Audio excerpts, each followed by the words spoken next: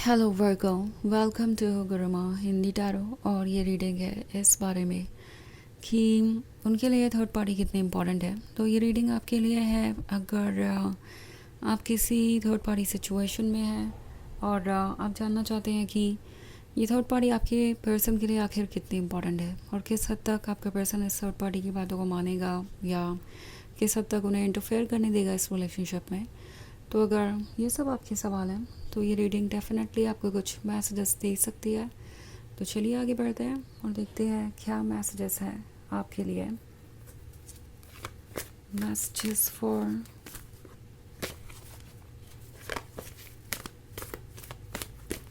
Workers.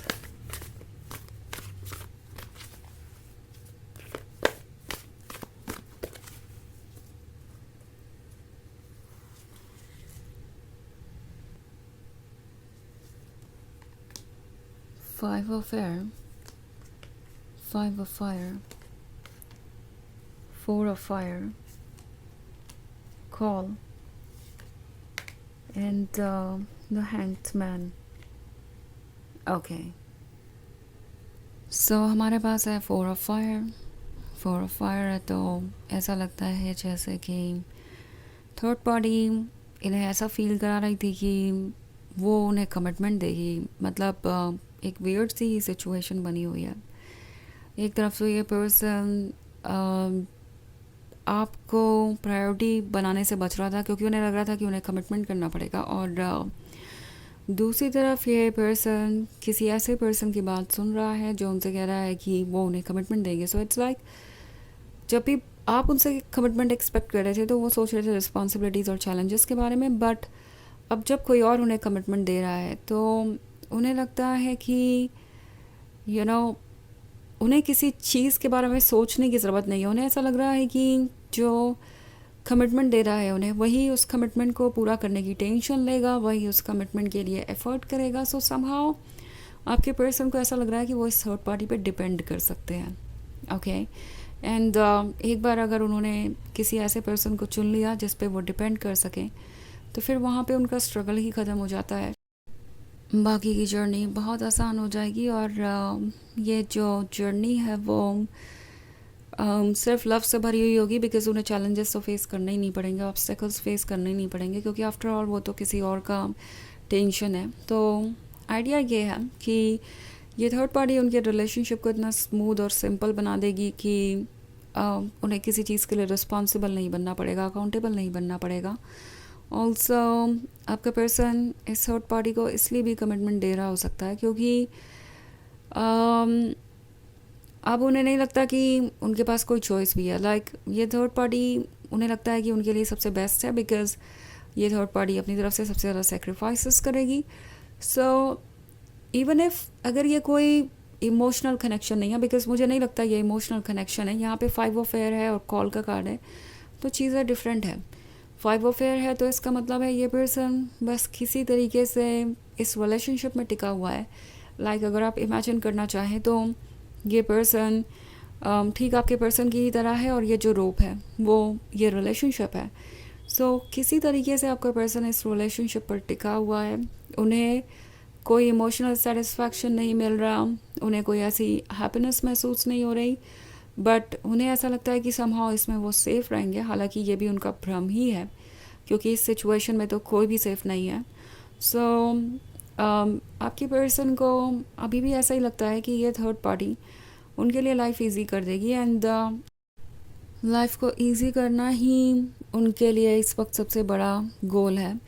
Relationship 5 of fire से बने हुए होते हैं और इसके लिए वो प्रिपेयर्ड नहीं है। 5 ऑफ फायर यहाँ पे उस स्ट्रगल को दर्शाता है जिसके बाद आप 4 ऑफ फायर तक पहुँचते हैं। इट्स लाइक ये एक सीढ़ी है। ओके 10 ऑफ फायर से लेके एस ऑफ फायर तक की, और 5 ऑफ फायर एक बहुत क्रूशियल फेज है। और जब आप 5 ऑफ फायर से 4 ऑफ फायर की तरफ जाते हैं, यानी प्रोग्रेस करते हैं, अपनी गोल की तरफ पहुंच रहे होते हैं, तो चैलेंजेस और भी ज़्यादा आते हैं सामने। सो आपके साथ जब भी रिलेशनशिप की बात आई, यानी कमिटमेंट की बात आई, यहाँ जो 4 ऑफ फायर है कमिटमेंट को दर्शा रहा है, तो उन्हें ऐसा लगा कि इस 5 ऑफ फायर से उन्हें डील करना पड़ेगा, उन्हें अकाउंटेबल बनना पड़ेगा, रिस्पॉन्सिबल बनना पड़ेगा। ऑफ कोर्स उन्हें ये नहीं लगा कि आप अपनी जिम्मेदारियाँ उन पर डाल रहे हैं। उन्हें पता है कि जो भी आप उनसे एक्सपेक्ट कर रहे थे वो उन्हीं की जिम्मेदारियाँ थी और आप कुछ ज़्यादा नहीं मांग रहे थे उनसे। आप बस यही चाहते थे कि वो अपने पार्ट को प्ले करें। बट अब उन्हें रियलाइज़ हो रहा है कि ये जो जर्नी है वो बहुत मुश्किल हो गई है। बिकॉज़ 5 ऑफ फायर का मतलब है स्ट्रगल, 5 ऑफ फायर का मतलब है ऑब्स्टेकल से डील करना, स्ट्रॉन्ग होना और अकाउंटेबल और रिस्पॉन्सिबल बनना।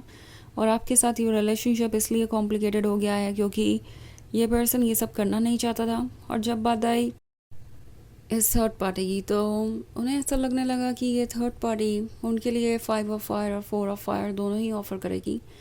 मतलब उनके हिस्से के जो चैलेंजेस है वो भी ये थर्ड पार्टी ही फेस करेगी और उन्हें परवाह करने की ज़रूरत नहीं है। और द हैंग्ड मैन का कार्ड है तो ऑब्वियसली इन्हें पता है कि इनके लिए क्या इंपॉर्टेंट है क्योंकि कॉल का कार्ड है और हैंग्ड मैन है। सो सोल इन्हें कह रही है कि ये रिलेशनशिप उनके लिए ठीक नहीं है, यहाँ पे इमोशनल कनेक्शन नहीं है। तो ये किसी भी तरीके का लव रिलेशनशिप कैसे हो सकता है? ये तो बस एक कंफर्ट जोन है, ये तो बस एक अरेंजमेंट है जिससे कि वो अपनी लाइफ को कंटिन्यू कर पाए और बस यूं ही वो इसे एक्सेप्ट कर रहे हैं क्योंकि वो अपनी तरफ से कोई एफर्ट नहीं करना चाहते और ये ईजीएस्ट वे है लाइफ को हैंडल करने का। सो सोल तो उन्हें सच बता रही है, कोई बताए ना बताए।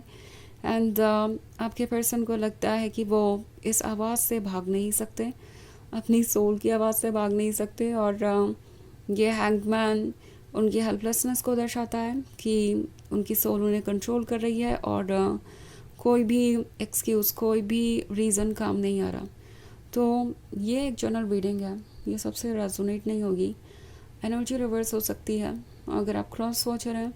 इसके अलावा अगर आप पिछले वीक की रीडिंग या ईयरली रीडिंग देखना चाहें 2025 की तो उसका लिंक आपको डिस्क्रिप्शन बॉक्स में मिल जाएगा हमेशा की तरह। तो चलिए आगे बढ़ते हैं और देखते हैं और क्या मैसेजेस हैं आपके लिए।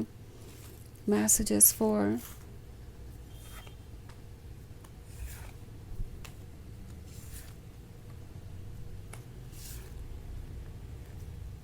Virgos, 5 of earth, 6 of earth, 8 of fire, patience and 10 of water. Okay. So हमारे पास है 5 of earth, तो थर्ड पार्टी तो यहाँ है ही और लगता है ये थर्ड पार्टी उन्हें कुछ दे सकती है, इसलिए वो इस रिलेशनशिप में बने हुए। मैं अगेन एंड अगेन सेम बात ही रिपीट कर रही हूँ क्योंकि सेम ही एनर्जी मुझे नज़र आ रही है।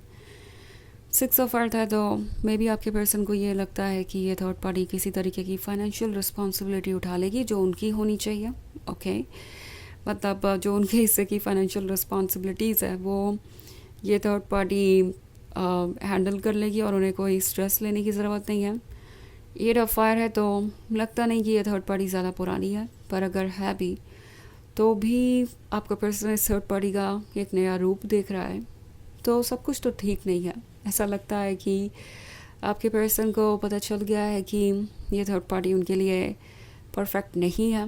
नाउ पेशेंस का कार्ड है, ऐसा लगता है कि आपके पर्सन को पता चल गया है कि ये थर्ड पार्टी उनके लिए बिल्कुल भी सूटेबल नहीं है और इमोशनली वो कभी इनसे कनेक्ट नहीं हो सकते। बट फिर भी पेशेंस का कार्ड है तो खुद से कह रहे हैं कि उन्हें वेट करना चाहिए और देखना चाहिए आगे क्या होता है। वक्त के साथ साथ वो इस थर्ड पार्टी से भी अटैच्ड हो जाएंगे, सब कुछ ठीक हो जाएगा। तो ये 10 ऑफ वाटर वाला कनेक्शन जो वो आपके साथ महसूस करते थे, डीप इमोशनल कनेक्शन, वो मिसिंग है। पर उन्हें लगता है कि वो टाइम के साथ इस थर्ड पार्टी के साथ वैसा ही फील करने लगेंगे, इसीलिए इन्होंने पेशेंस रखा हुआ है फ़िलहाल। ओके, सो चलिए आगे बढ़ते हैं और देखते हैं आपके लिए ऑरेकल मैसेज क्या है।